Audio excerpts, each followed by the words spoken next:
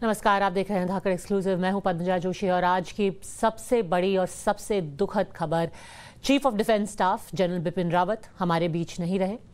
उनके साथ साथ आज सुबह जो हेलीकॉप्टर तमिलनाडु में उड़ा था, डिफेंस स्टाफ कॉलेज जा रहा था वेलिंगटन में, उसमें कुल 14 लोग सवार थे, जिनमें से 9 बिपिन रावत और उनके साथ के स्टाफ ऑफिसर, बाकी आर्मी के लोग थे और साथ ही साथ 5 क्रू मेंबर भी उसमें शामिल थे। कुल 14 लोग उस चॉपर के अंदर थे, उनमें से 13 की मृत्यु हो गई है।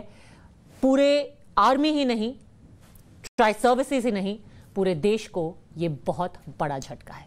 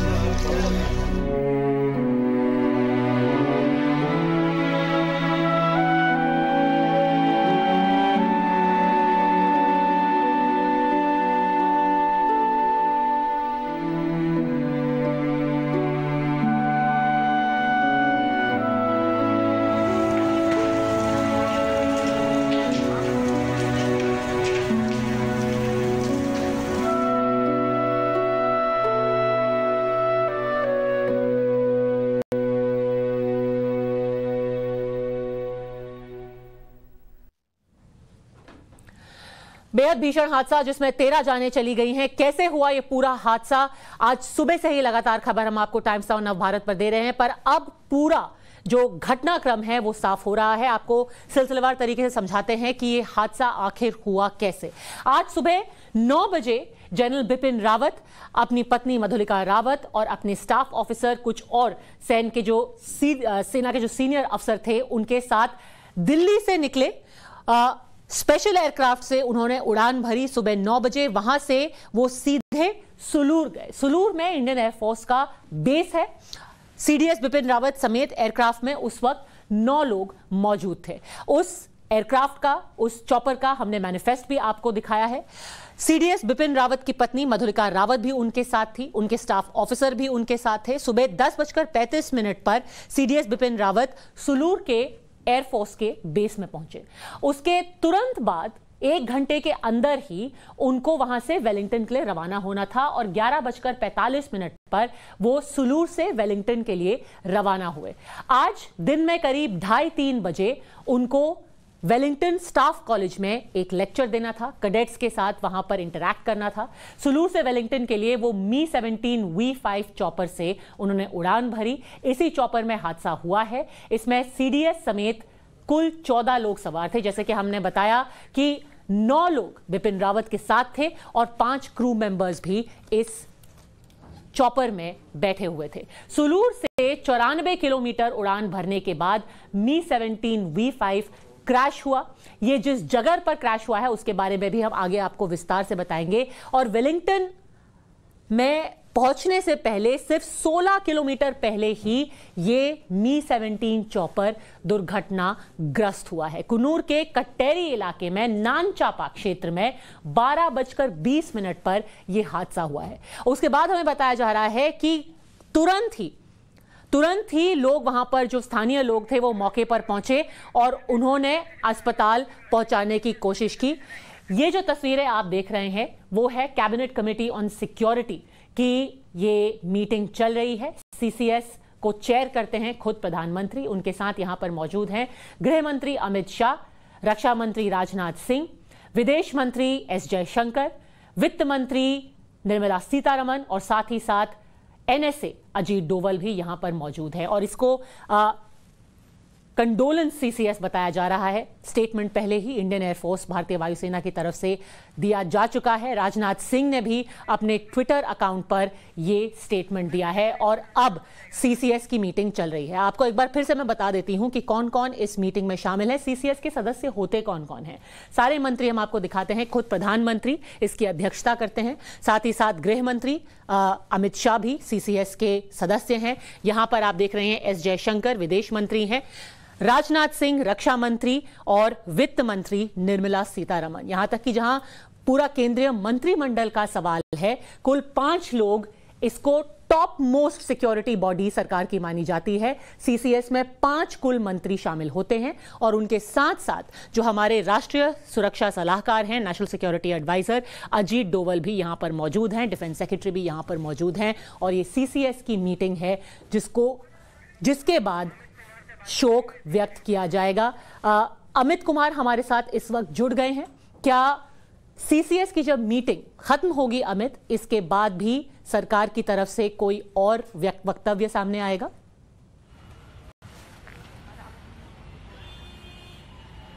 देखिए, मुझे नहीं पता कि वक्तव्य आएगा कि नहीं आएगा, लेकिन हाँ, ये तस्वीर दिखा रही है कि सब लोग कितने गमगीन हैं। और इस सीसीएस में तमाम सिर्फ मंत्री ही नहीं बल्कि जो प्रिंसिपल सेक्रेटरी पीके मिश्रा भी हैं, कैबिनेट सेक्रेटरी राजीव गाबा भी हैं और दूसरे अधिकारी मौजूद हैं। और अमित शाह जब निकल रहे थे पार्लियामेंट से, तब उनसे पूछा गया था कि क्या होगा, तो उन्होंने कहा था कि सिर्फ और सिर्फ कंडोलेंस मीटिंग होगी सीसीएस में और साथ ही साथ सरकार अपना बयान जो है कल पेश करे, कल देगी दोनों सदनों में इस पूरे दुर्घटना के बारे में। तो मुझे लगता है कि कल ही बयान आएगा। हालांकि सीसीएस के बाद बयान आएगा नहीं आएगा इसके बारे में अभी, क्योंकि अभी भी चल रही है। आप अंदाजा लगा सकते हैं कि 6:30 बजे ये बैठक शुरू हुई है और सिर्फ कंडोलेंस है और सब लोग अपनी अपनी बातें रख रहे हैं। और निश्चित तौर पे एक गमगीन वाला माहौल है, क्योंकि जनरल रावत जो हैं इस सीसीएस का कई बार हिस्सा रह चुके हैं। जब बड़े फैसले लेने हो रहे हैं तो उसका हिस्सा इस तरह से बैठते हैं बीच में, लेकिन आज वो वहां पर नहीं है और किसी को उम्मीद नहीं थी कि जो उनके बीच बैठा करता था उनके बारे में कंडोलेंस मीटिंग हो रही है। तो मुझे लगता है एक बहुत ही भावुक पल है सभी लोगों के लिए, चाहे वो प्रधानमंत्री हो, गृह मंत्री हो, रक्षा मंत्री हो, तमाम लोगों के लिए, कि उन लोग लगातार संपर्क में रहते थे। तो ऐसे में सब लोग बैठ के एक कंडोलेंस मीटिंग कर रहे हैं और कहा जा रहा है कि जो तमाम लोग जो हैं जिनकी मौत हुई है उनके बॉडी भी कल आएगी, शाम तक आएगी दिल्ली में। तो मुझे लगता है कि इन सारी चीजों को लेकर चर्चाएं हो रही है और बयान कल क्या देना है उसको भी मुझे लगता है फाइनलाइज हो रहा होगा कि किस तरह का बयान क्या होना चाहिए उस बयान में। जी अमित, क्या अभी कुछ और आपको जानकारी मिल रही है कि ये हादसा हुआ कैसे?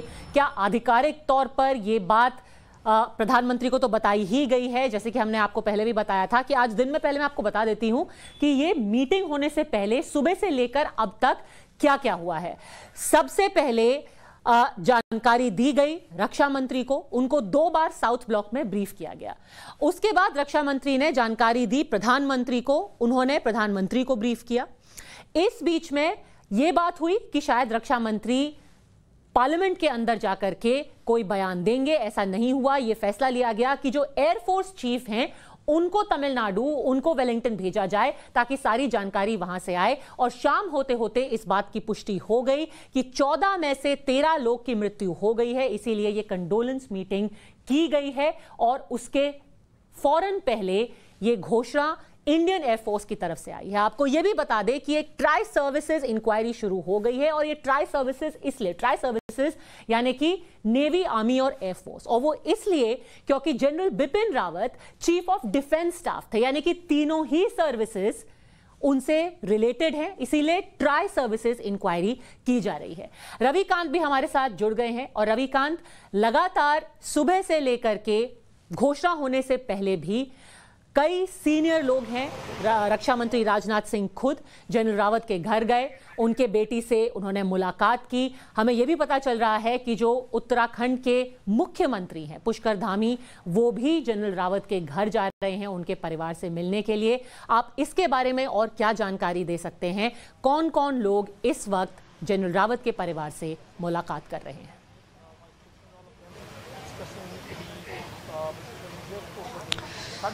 देखिए पद्मजा, चूंकि जनरल विपिन रावत उत्तराखंड से बिलोंग करते थे, इसलिए उत्तराखंड से जुड़े हुए भारतीय जनता पार्टी या कांग्रेस पार्टी के तमाम बड़े नेता जनरल विपिन रावत के घर पर पहुंचे हुए हैं।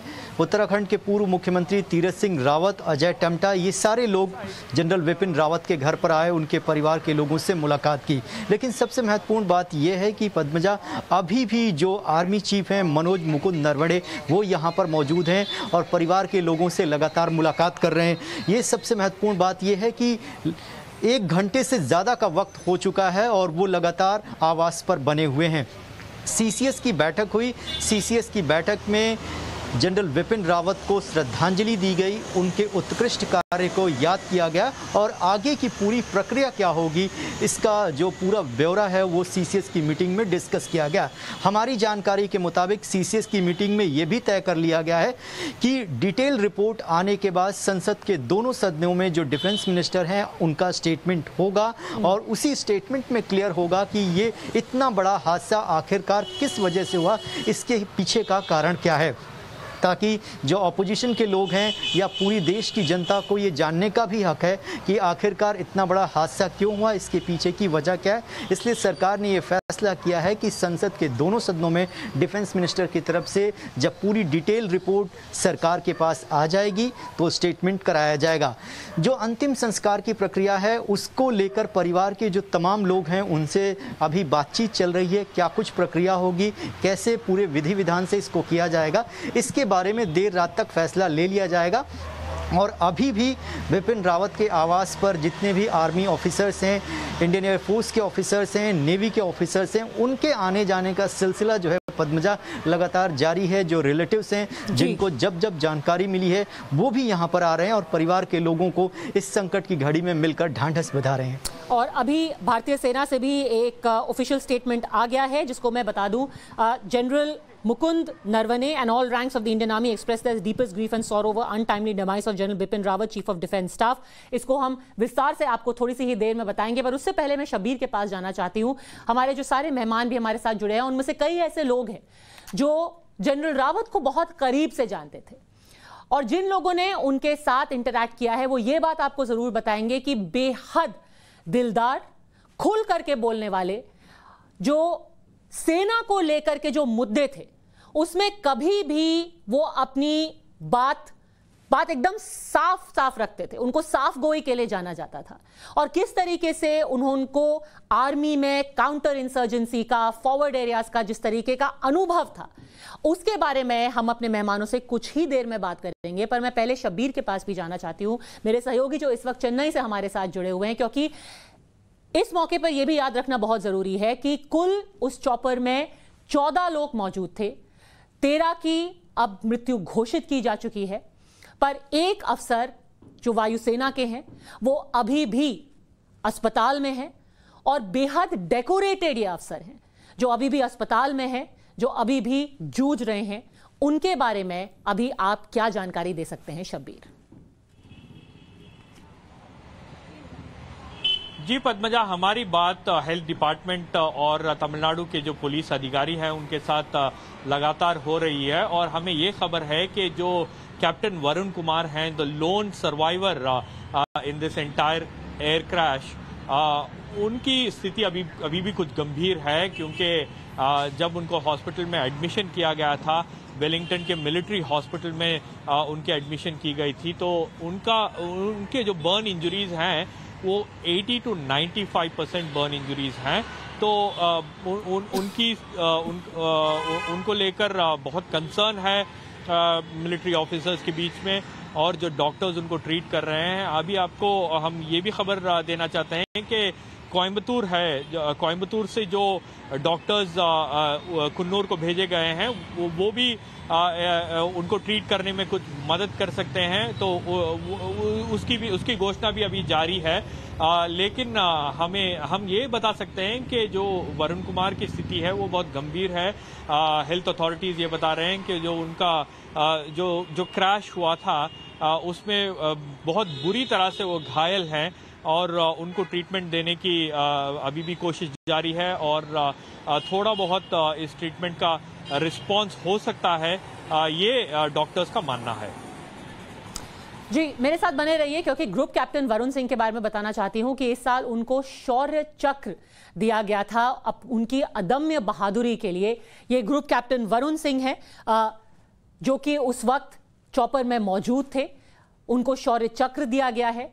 बेहद अनुभवी और बहादुर अफसर जाने जाते हैं वो, पर जितना हमें अपने सूत्रों से पता चल रहा है ग्रुप कैप्टन वरुण सिंह भी काफी गंभीर रूप से घायल हुए हैं, काफी गंभीर रूप से चोटिल हुए हैं।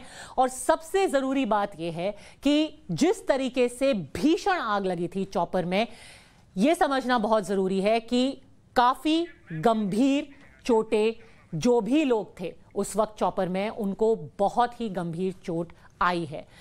अस्पताल तक पहुंचने में भी काफी वक्त लग गया। ये है ग्रुप कैप्टन वरुण सिंह और लगातार इनका इलाज जारी है। कई सुपर स्पेशलिटी टीम्स भी चेन्नई से वेलिंगटन के लिए रवाना की गई हैं। मारूफ, शौर्य चक्र जिनको दिया गया है, आप समझ सकते हैं कि कितने अनुभवी हैं। उनको अपने चॉपर को, अपने विमान को हैंडल करने के लिए अभी से ही शौर्य चक्र से नवाजा गया था। 13 लोगों की जान चली गई और ग्रुप कैप्टन वरुण सिंह अभी भी अपनी जिंदगी के लिए लड़ रहे हैं। देखिए, ये जो अवार्ड्स हैं जो बहादुरी के लिए दिए जाते हैं, गुड सर्विस के लिए नहीं दिए जाते हैं, ये बहादुरी के लिए दिए जाते हैं। सो अशोक चक्र परमवीर चक्र के बाद आता है सीनियरिटी में, और महावीर चक्र से ऊपर माना जाता है। इसी हिसाब से कीर्ति चक्र महावीर चक्र के बाद आता है और वीर चक्र के ऊपर माना जाता है, और शौर्य चक्र वीर चक्र के बाद आता है सीनियरिटी में, और सेना मेडल और युद्ध सेवा मेडल से ऊपर माना जाता है। तो एक ये ज़रूरी एक किस्म से बहादुरी का पद है, और ये जब देते हैं ज़्यादातर राष्ट्रपति जी देते हैं, अशोक चक्र, कीर्ति चक्र, शौर्य चक्र, और ये उन्हीं अफसरों को या जवानों या एनसीओ को दिया जाता है जो अपनी दिए हुए जो हुक्म है उससे बहुत आगे जाके अपनी जान के साथ खेल के कुछ ऐसे कार्य करते हैं जिससे खुद तो करते ही हैं लेकिन बहुतों की जान बचाते हैं, और जो भी ऑपरेशन सिचुएशन है उसमें हालात में बदलावट ला सकते हैं। तो इसलिए, और जिस इंसान को ये किसी भी अवार्ड मिलता है, ये आप उनकी छाती के ऊपर जो रिबन लगे देखते हैं, तो उन रिबनों में ये होता है, और इससे अगर ऊंचा कोई पद नहीं मिला तो जिंदगी भर ये सबसे पहला वाला रिबन उनकी छाती पे लगा रहेगा, और उनके नाम के साथ SC लिखा जाता है, यानी कि शौर्य चक्र। तो ये बहुत इज्जत की चीज है, और ये जो ऐसा अवार्ड है जिसके लिए आपको रिटायरमेंट के बाद और सर्विस में और रिटायरमेंट के बाद कुछ सरकार आपको बेनिफिट भी देती है। थोड़ी देर में हम ये बात करेंगे कि क्योंकि जनरल रावत का जिस तरीके का अनुभव था, कितने डेकोरेटेड थे, AVSM, युद्ध सेवा medal, major general retired JKS Parihar इस वक्त हमारे साथ मौजूद है, मेजर जनरल विशंबर दयाल भी हमारे साथ मौजूद है, जनरल ध्रुव कटोच भी हमारे साथ मौजूद है।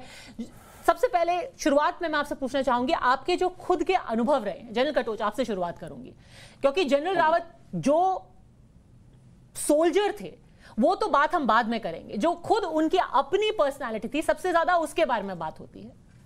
जनरल कटोच। देखिए पद्मजा, कुछ ही दिन पहले एक फंक्शन हो रही थी एयरफोर्स के साथ, इवनिंग फंक्शन था, ये प्राइवेट फंक्शन था, और वहां पर हम जनरल बिपिन रावत जी से मिले थे। ये कुछ एक हफ्ते की ही बात है। अभी उनसे एक बात है कि जो भी मिलने आए, जो भी मिलने जाता था, वो उनके साथ वो कोई हिचक नहीं होती थी, सभी से मिलते थे वो। और जब भी हम उनसे बात कर रहे थे, काफी देर तक हमने उनसे बात की उधर, तो कई लोग उस प्राइवेट फंक्शन में थे, वो उनके साथ फोटो खींचते चाहते थे अपनी। तो किसी को भी मना नहीं किया है, सबके साथ उन्होंने बड़े प्रेम के साथ वो अपनी फोटो ऑप्स होते हैं, फोटो शूट होती है, उनके साथ करवाई।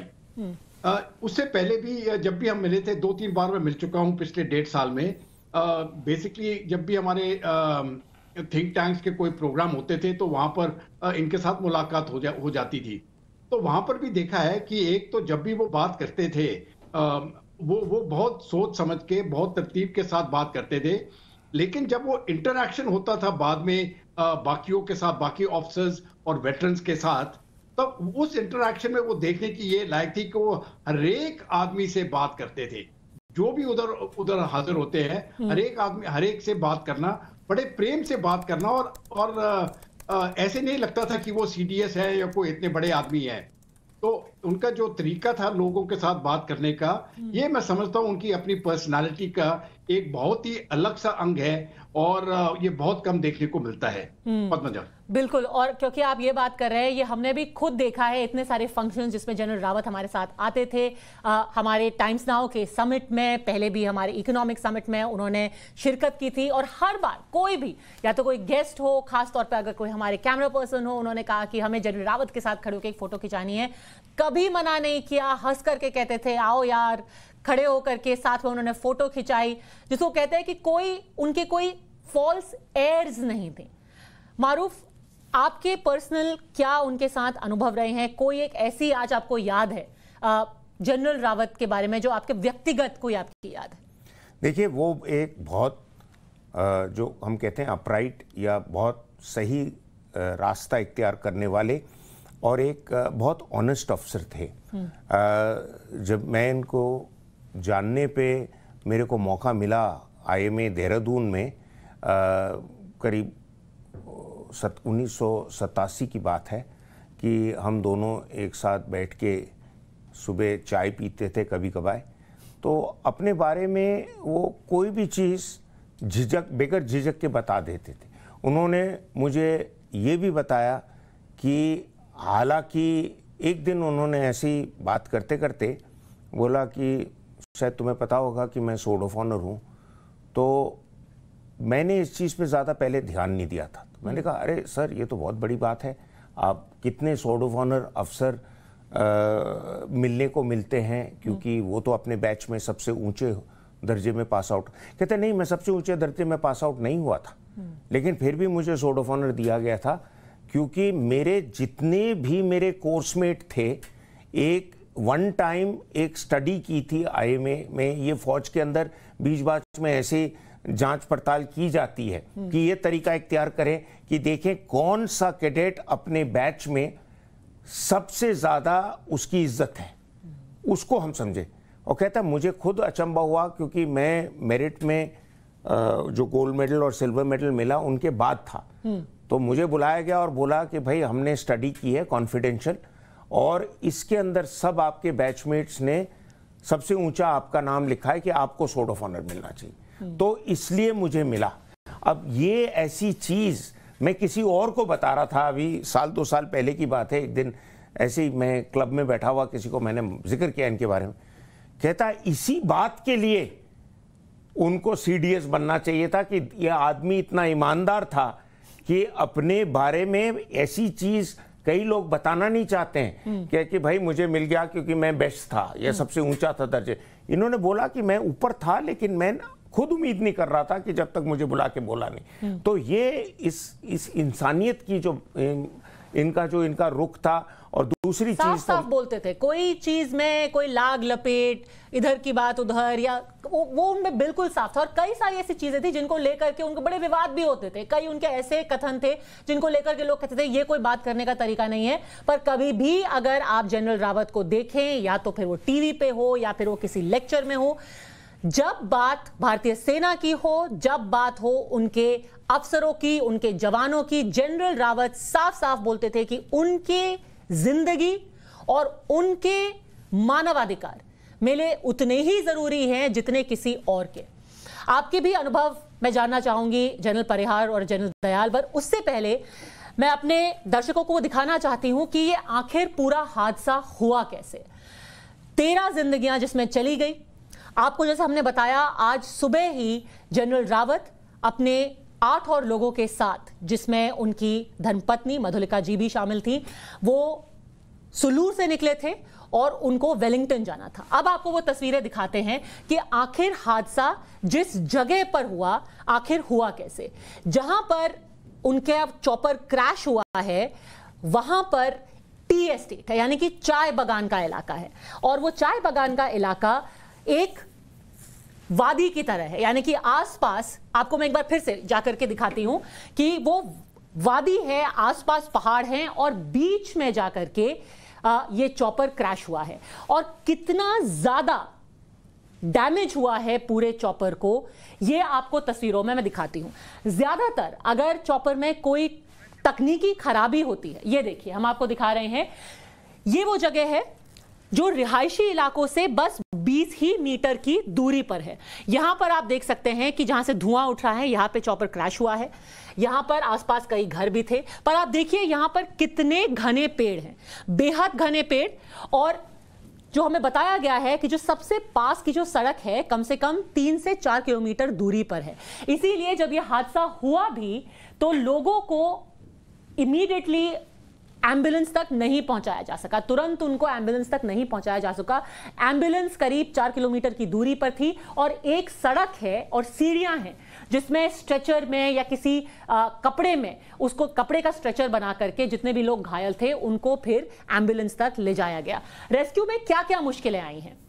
ये मुश्किलें हैं, स्ट्रेचर मौके पर नहीं पहुंच पाया, जो अग्निशमन वाहन है यानी कि जिनको फायर सर्विस कहते हैं वो मौके पर नहीं पहुंच पाई, एम्बुलेंस मौके पर नहीं पहुंच पाई और एम्बुलेंस तक लोगों को पहुंचाने में काफी वक्त लग गया। किस तरीके से रेस्क्यू हुआ है ये देखिए, लोग जो है पाइप से पानी डाल रहे हैं। आपको अगर पता हो तो एविएशन फ्यूल जो कि चॉपर में डलता है बहुत ही ज्वलनशील पदार्थ होता है, यानी कि जब इंपैक्ट हुआ चॉपर का तो पूरा चॉपर धू धू करके जलने लगा। ऐसे पाइप से पानी डालने में उसका कुछ खास असर होता नहीं। कई लोग आपको दिखेंगे, यहां देखिए। और सच बात यह है कि जो आसपास के लोग थे उन्होंने पुरजोर कोशिश की, सब जो लोग थे उनको जलते हुए चॉपर से निकाला भी, आग को बुझाने की भी कोशिश की। कोई बाल्टी से पानी डाल रहा है, कोई पाइप से पानी डाल रहा है, पर इतनी भीषण थी आग कि जो अभी हमें जानकारी मिल रही है कि कई लोग मौके पर ही बहुत बुरी तरीके से झुलस गए, उनको बचाना बहुत मुश्किल हो गया। कई लोग ऐसे थे जिनको 80 से 95% तक बर्न इंजरीज हुई थी, यानी कि उनका जलने से बुरी तरीके से वो झुलस गए थे। अब क्या क्या है वो हेलीकॉप्टर के हिस्से जिनमें प्रभाव पड़ा, ये आप देखिए। जो रोटर होते हैं, ये फ्यूल टैंक, सबसे पहले आपको दिखाऊंगी, फ्यूल टैंक भी जल रहा है, यानी तेज से हुआ होगा, इसीलिए जो फ्यूजलाज है, जो फ्यूल टैंक है, उसमें आग लग गई। जो रोटर होता है चॉपर का वो भी आप क्षतिग्रस्त देख सकते हैं, एक कोने में पड़ा हुआ। मेन कैबिन है उसमें भी आग लग गई थी। तो जो लोग मेन कैबिन में बैठे हुए थे, इतनी बुरी तरीके से आग लगी कि मेन कैबिन में भी आग लग गई और उसमें जो लोग बैठे हुए थे उनको भारी चोटें पहुंची हैं। तो ये है, इन तस्वीरों से आप समझ सकते हैं कि यह हादसा कितना गंभीर था, कितना भीषण था। मेजर जनरल परिहार, पहले अगर आप इस पूरे हादसे पे थोड़ी सी रोशनी डाल सकें, जो तस्वीरें सामने आ रही हैं उनको सबसे पहले देख करके आपको क्या लगता है? क्या, क्योंकि अभी तक जो हमें जानकारी मिल रही है वो ये है कि बहुत ज्यादा धुंध थी, वहां पर देखने में बहुत मुश्किल हो रही थी, और अमूमन इस इलाके में ऐसा भी होता है कि अचानक धुंध हो जाती है। तो इन तस्वीरों पे आपकी पहली प्रतिक्रिया क्या है? बहुत ही भीषण हादसा हुआ है, और जिस तरह से हमारे यहाँ सिक्योरिटी चेक्स हर चॉपर या फ्लाइट्स के टेक ऑफ करने के पहले होते हैं, maintenance engineers and crew in charge वो सब करते हैं, और खास करके वीआईपी चॉपर है तो उसके एवरी पार्ट जो सिक्योरिटी एस्पेक्ट्स और मेंटेनेंस का है वो डबली ट्रिपली क्रॉस चेक हुआ होगा। तो इसमें जो हादसा, मुझे यही लगता है कि ये जो वेदर कंडीशंस में घने धुंध में जो है विजिबिलिटी कम हो गई, और ये नीलगिरी के पहाड़ जैसे कि हम सब जानते हैं ये बहुत ज्यादा ऊंचे पहाड़ नहीं है, मगर ये काफी घने पेड़ों और उससे सजे हुए हैं। तो धुंध में हो सकता है कि लोग, जब ये फ्लाइट जो चॉपर है ये टेक ऑफ का लैंडिंग की तरफ जा रहा है तो और जिसका नीचे हुआ है तो ये किसी उसमें इसका हिट जो है बुश में या उसमें पक्का हिल टॉप पे हुआ, और उसकी वजह से इसमें इसके फ्यूल टैंक में आग लगी, और वो ब्लास्ट जैसा आपने बताया है उससे ही बाकी सारा चॉपर जो है वो ध्वस्त हो गया। तो ये एक बहुत बड़ा हादसा प्रोबेबली वेदर कंडीशंस की वजह से ही हुआ है। ग्रुप कैप्टन पांडे भी इस वक्त हमारे साथ जुड़ गए हैं, group captain DK Pandey ji.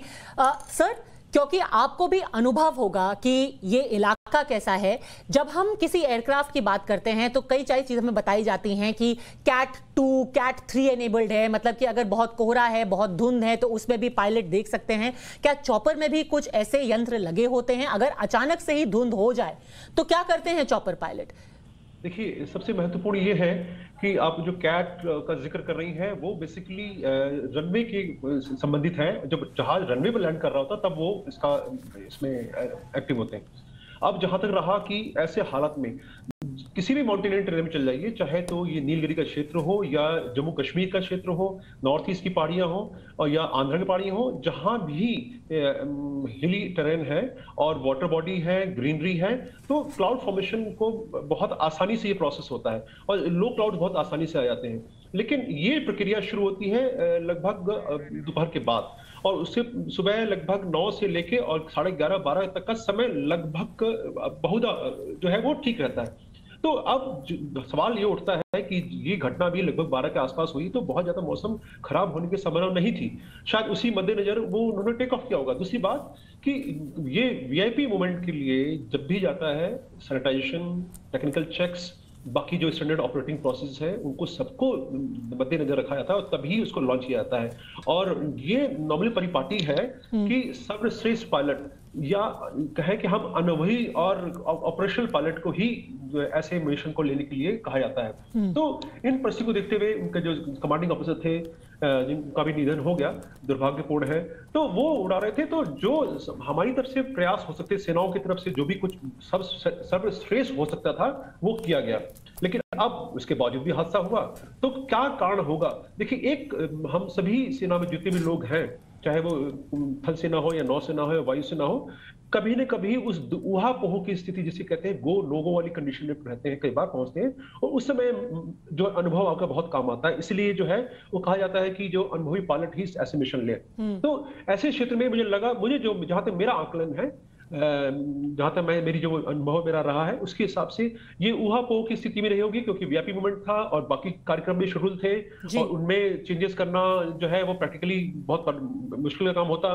तो इसको नजर उन्होंने शायद जो है ज्यादा दुर्भाग्यपूर्ण निर्णय था वो लिया, और अपने हिसाब से तो उन्होंने बिल्कुल सही निर्णय लिया होगा, क्योंकि पायलट जब तक कि नीचे उसको रनवे नहीं दिखता तब तक नीचे डिसेंड नहीं करता है। लेकिन वो डिसेंड उन्होंने किया, इसका मतलब थोड़ा उन्होंने चांस फैक्टर को एक्टिवेट किया। तो ये जो वहां पर निर्णय था वो थोड़ा सा गलत था, क्योंकि शायद उनको अनुभव ये इस बात का उनके संज्ञान में नहीं था कि किस क्षेत्र में वो उड़ रहे हैं और कहां पहुंच चुके हैं। और ये सब तो एक इंक्वायरी के बाहर ही ये सारे जो डिटेल्स हैं वो सामने आएंगे। पर अभी हम ये बता सकते हैं कि विंग कमांडर पृथ्वी सिंह चौहान थे, जो कि पायलट थे इस मी-17 V5 के, और वो कमांडिंग ऑफिसर थे 109 हेलीकॉप्टर यूनिट के। स्टाफ कॉलेज, आपको काफी अनुभव है मारूफ, आप कई बार वहां पे गए भी हैं। ये जो हम इलाके के बारे में बात कर रहे थे और जो मौसम के बारे में बात बताई जा रही है कि अचानक धुंध हो गई, पहाड़ी इलाका है, हमारे दर्शकों को बताइए कि कैसा है वो इलाका जिसको ले ऑफ द लैंड कहते हैं। देखिए, अभी एक हमारे विश्लेषक ने बोला भी है कि वो पहाड़ी इलाका है, लेकिन इतने ऊंचे पहाड़ नहीं है। तो उस इलाके का नाम नीलगिरीज है।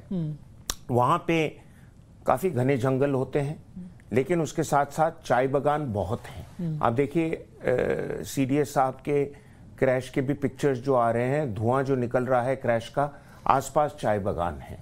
तो चाय बागान से सबसे बड़ी प्रॉब्लम ये है कि वो स्लोप्स में चाय बनती है, ढलान पे, और वहाँ पे रोड हेड जो मतलब रोड होता है, ये रोड जो है जो जा रहा है कोयम्बटूर से कुन्नूर तक का रोड, जिस पे कुछ बार मैं भी जा चुका हूँ, और वहाँ से चाय बागान के अंदर अगर आपको जाना है तो एक दो ही रास्ते, ज्यादातर पगडंडियां हैं और संकरे रास्ते होते हैं। हाँ, और तो एक तो जो वो क्रैश भी हुआ तो एकदम से कोई वहां पे पहुंच नहीं सकता था, आसानी से टाइम लगता। दूसरी चीज ये है कि इस समय वहां पे धुंध आ जाती है।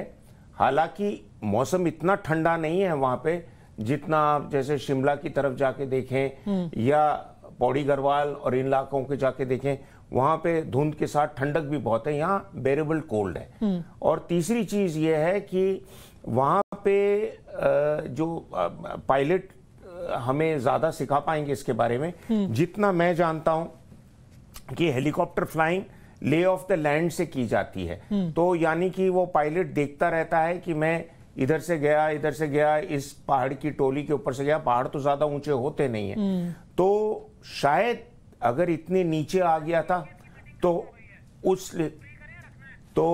उसलिए जब वो नीचे आ गया तो उनको उस टाइम चाहे उतरने की कोशिश थी या वो चढ़ान पड़ रहा था। ये लोगों का जो कहना है कि बहुत ज्यादा पैसेंजर थे इस हेलीकॉप्टर के अंदर, गलत है, क्योंकि मी-17 इस किस्म की उड़ान भरता रहता है। और दूसरी बात यह है कि सारे एयरफोर्स की तरफ से मेरे को पूरी उम्मीद है टेक्निकल चेक पूरे किए गए होंगे, तो इसलिए वो दोनों गलतियां तो नहीं होंगी।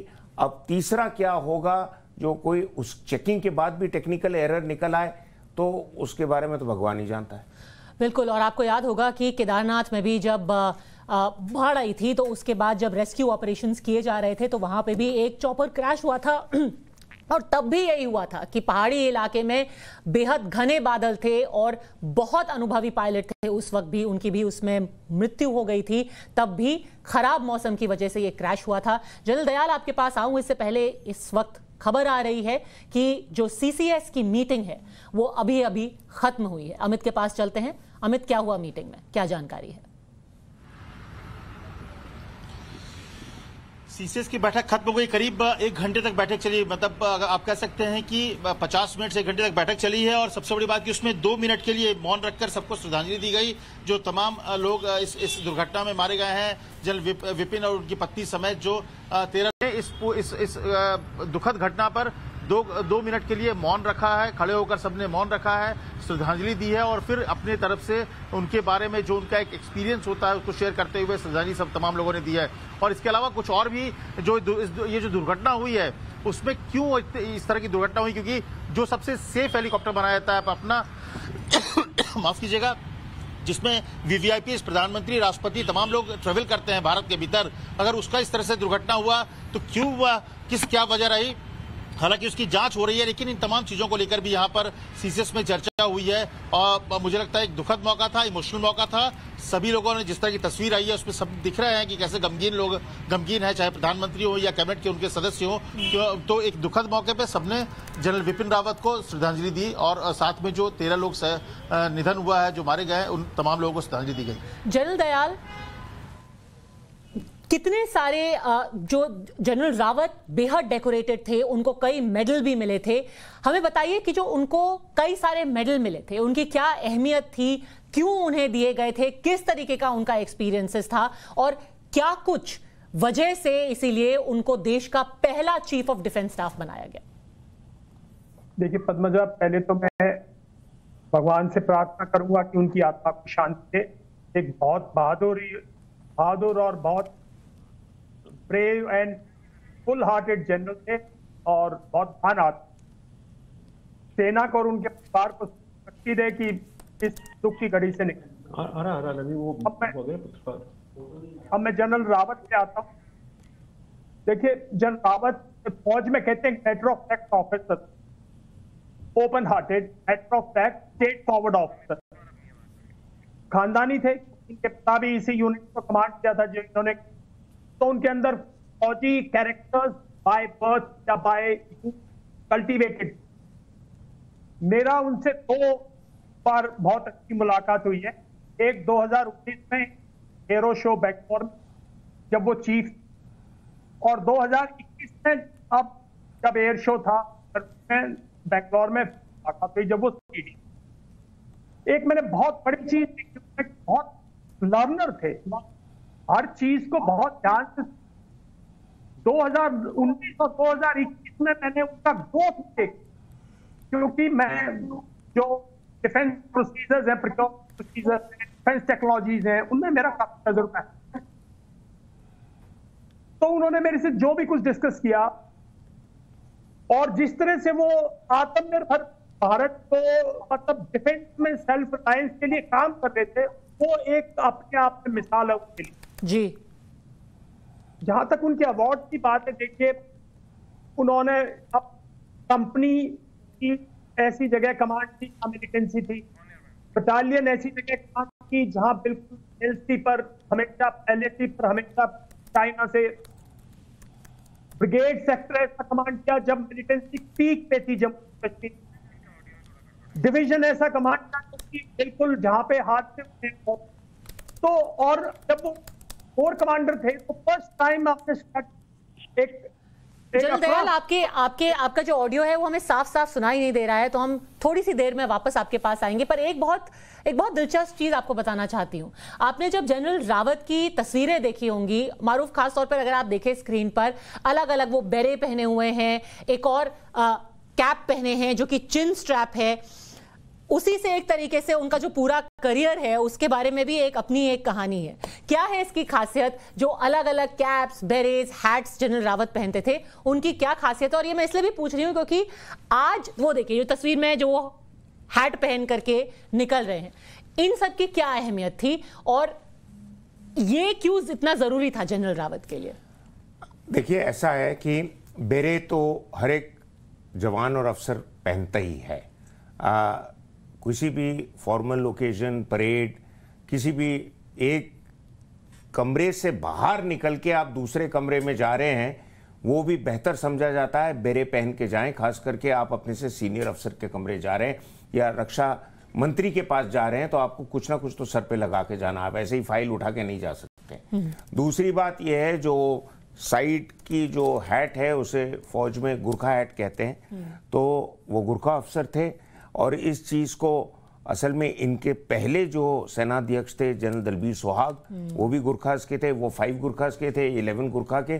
गुरखा में जैसे कई लोग जानते हैं कुछ रेजिमेंट्स हैं 5-5, 6-6 बटालियनों की, 1 गुरखा, 3 गुरखा, 4 गुरखा, 5 गुरखा, 8 गुरखा, 11 गुरखा। तो ये 11 गुरखा के थे, जनरल दलबीर साहब 5 गुरखा के थे। लेकिन वो गुरखा हैट सबको पहनने का ऑथराइजेशन था।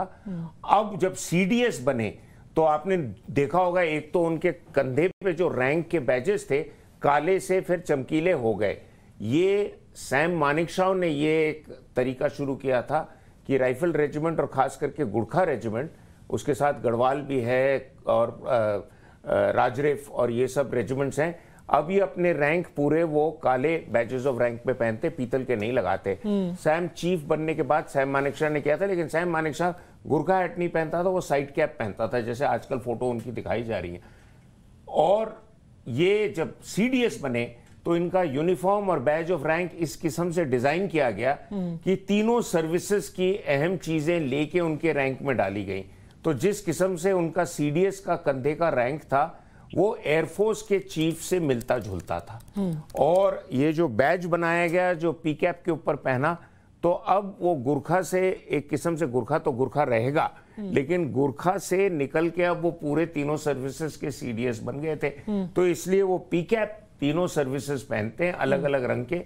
तो अगला सीडीएस अगर जैसे एयरफोर्स का होगा तो वो नीले रंग की वर्दी पहनेगा, लेकिन बैजेस ऑफ रैंक उसके बिपिन रावत साहब से मिलते जुलते होंगे। या नेवी का होगा तो सफेद और उनका पी कैप ब्लैक और व्हाइट होगा, लेकिन बैजेस ऑफ रैंक मिलते जुलते होंगे। तो ये इंटर सर्विसेज हार्मनी बनाने के लिए या तालमेल पैदा करने के लिए और एक किस्म से कि भाई अब आप अलग नहीं हो, आप हमारी फैमिली के हिस्से हो, तो ये टोपियां बदलती जाती हैं। लेकिन अभी भी सीडीएस होने के टाइम भी अगर वो कहीं जाते थे, अगर साइड गुरखा हैट नहीं पहनना चाहते थे, जैसे कोई रिपब्लिक डे परेड नहीं है या कोई बड़ी ओकेजन नहीं है, तब वो बेरे कैप अपनी हरी वाली पहनते थे। हरा क्यों? क्योंकि वो इन्फेंट्री के थे।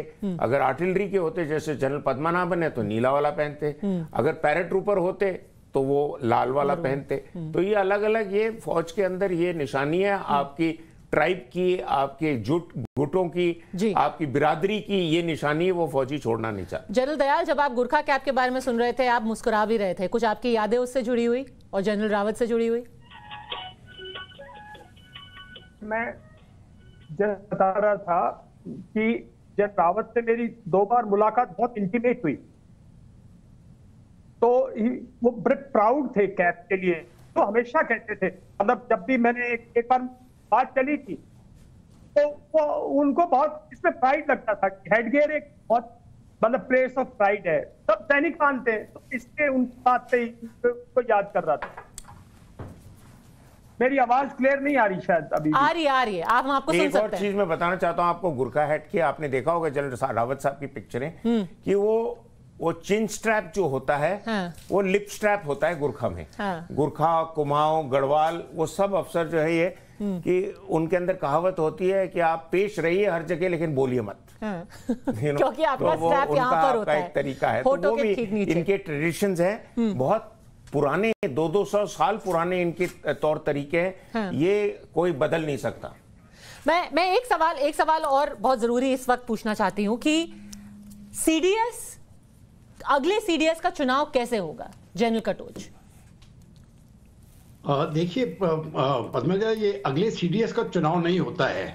ये अभी जहां तक मेरा अपना ख्याल है, जो तीनों जो सेना अध्यक्ष, जो आर्मी, नेवी और एयरफोर्स के जो चीफ्स हैं, हो सकता है उनमें से कोई ले ले, या दूसरी बात यह है कि जो अभी रिटायर हुए हैं कुछ दिन पहले, उनमें से भी भारत सरकार किसी को भी चुन सकती है उनको सीडीएस बनाने के लिए। तो ये फैसला जो है ये सीसीएस लेगा, और मुझे लगता है कि जैसे वो फैसला ले लेगा वो इस फैसले को सुना देगा। लेकिन सीडीएस बनाना अभी बहुत जरूरी है, क्योंकि ये जो काम शुरू हुआ है थिएटर कमांड्स का और बेसिकली तीनों सर्विसेज को इंटीग्रेट करने का, ये अभी बहुत तेजी से चल रहा है, और इस काम के ऊपर रोक लगाना मैं समझता हूँ गलत होगा। तो मुझे लगता है कि सीडीएस का जो भी नया सीडीएस है उसका डिसीजन बहुत ही जल्दी हो जाएगा, और जो कैंडिडेट्स होंगे वो तीनों सेना, जो आर्मी, नेवी और एयरफोर्स के जो अध्यक्ष, जो चीफ्स हैं, वो उनमें होगा, या हो सकता है जो कुछ पिछले 6 महीने 1 साल तक जो रिटायर हुए हैं उनमें से भी भारत सरकार उनको चुन सकती है। पर उनके आगे जो चुनौती है वो बहुत ही बड़ी होगी, क्योंकि जनरल रावत की जो पर्सनालिटी थी, उन्होंने जो एक प्रेसिडेंट सेट किया है, उस तक पहुंच पाना अपने में ही एक बहुत बड़ी चुनौती रहेगी। हमारी संवेदना उनके परिवार और जो 14 लोग जिनकी जान गई है उन सब के परिवार के साथ है, 13 लोग जिनकी जान गई है उन सब के परिवार के साथ है। हमारी उम्मीद यही है कि जो अभी भी ग्रुप कैप्टन हैं अस्पताल में, वो जल्द ही पूरी तरीके से स्वस्थ हो जाए। हमारे से जुड़ने के लिए आप सबका बहुत बहुत धन्यवाद।